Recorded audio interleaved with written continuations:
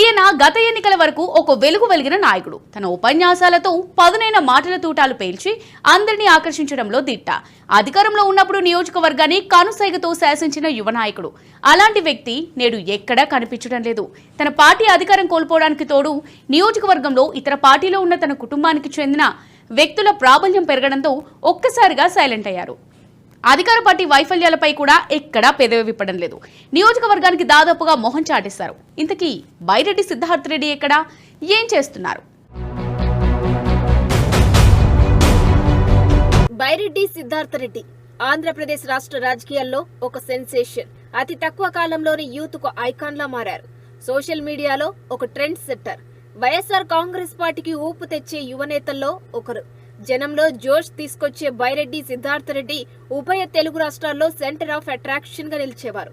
బైరెడ్డి సిద్ధార్థ రెడ్డితో సెల్ఫీ తీసుకోవాలని ఆరాటపడే యువత ఉన్నారంటే ఆయన రేంజ్ ఏంటో అర్థం చేసుకోవచ్చు.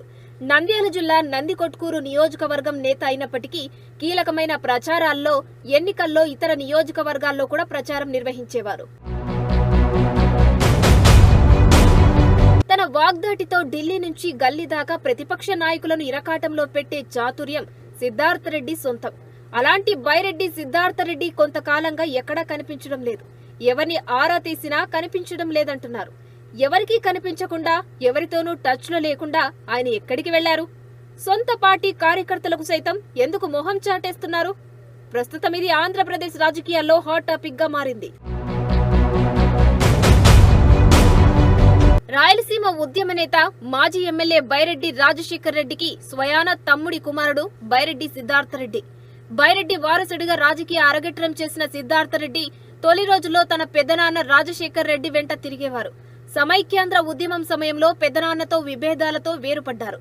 క్రమంగా వైసీపీ నేతలకు టచ్లోకి వెళ్లిపోయారు. 2019 సార్వత్రిక ఎన్నికలకు ముందు వైసీపీలో చేరిపోయారు. అధిష్టానం కూడా నియోజకవర్గ సమన్వయ బాధ్యతలు అప్పగించింది. వైసీపీలో చేరిన నాటి నుంచి నందికొట్కూరు నియోజకవర్గం రాజకీయాలతో పాటు రాష్ట్ర రాజకీయాల్లో తనదైన ముద్ర వేసుకున్నారు. వైసీపీలో మంచి వక్తగా గుర్తింపు పొందారు. ఎక్కడకు వెళ్లినా, వేదిక ఏదైనా, మాట్లాడిన చోటల్లా తమ అధినేతను పొగుడుతూ ప్రతిపక్ష నాయకుల్ని విమర్శలతో ఇరకాటంలో పెట్టేవారు. రాయలసీమ యాస, భాషలతో, పిట్టకథలతో సెటైరికల్ స్పీచ్లను అదరగొట్టడంలో దిట్ట సిద్ధార్థ రెడ్డి. ఎక్కడికెళ్లినా పార్టీ క్యాడర్ను ఉత్తేజపరిచేవారు. చిన్న వయసులోనే రాజకీయాల్లోకి రావడమే కాదు, వచ్చి రావడంతోనే ఏ యువ నాయకుడిపై లేనంత తీవ్ర అభియోగాలతో కేసులు ఎదుర్కొన్నారు. మెయిన్ స్ట్రీమ్ మీడియాలో తనకు తగినంత స్పేస్ ఇవ్వడం లేదని తన కేసుల అనుభవాలను సోషల్ మీడియా వేదికగా పంచుకునేవారు. వాటితోనే ఆయన ట్రెండ్ సెట్టర్ గా మారారు. రాజకీయ నాయకుల కుమారులు సిద్ధార్థ రెడ్డిని రోల్ మోడల్ గా తీసుకునేంత పాపులర్ అయ్యారు. ఒకానొక దశలో సోషల్ మీడియా మొత్తం బైరెడ్డి చుట్టూనే తిరిగింది.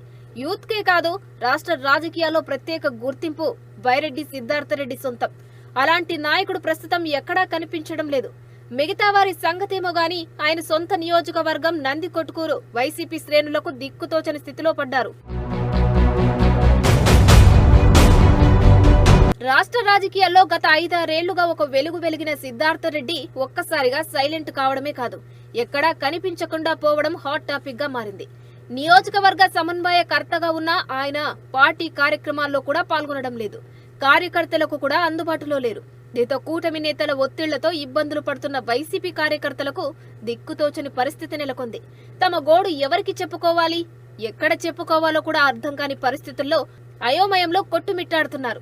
5 ఏళ్లు తిరుగులేని ఆధిపత్యం చెలాయించిన వైసీపీ దిక్కులేని పార్టీలా మారింది. పార్టీ హైకమాండ్ కూడా పట్టించుకునే పరిస్థితి కనిపించడం లేదు. ఇంతకు బైరెడ్డి సిద్ధార్థ రెడ్డి తిరిగొస్తారా? వచ్చిన క్రియాశీలక కార్యక్రమాల్లో పాల్గొంటారా, లేక దూరం అవుతారా? ఉమ్మడి కర్నూలు జిల్లాలో ఇదే ప్రస్తుతం హాట్ టాపిక్ గా మారింది. సిద్ధార్థ రెడ్డి రాకపోతే నియోజకవర్గానికి దిక్కెవరు? కొత్త నేతగా పగ్గాలు ఎవరికి అప్పగిస్తారనే విషయాలపై వైసీపీ వర్గాల్లో అంతర్గతంగా రకరకాల గుసగుసలు వినిపిస్తున్నాయి.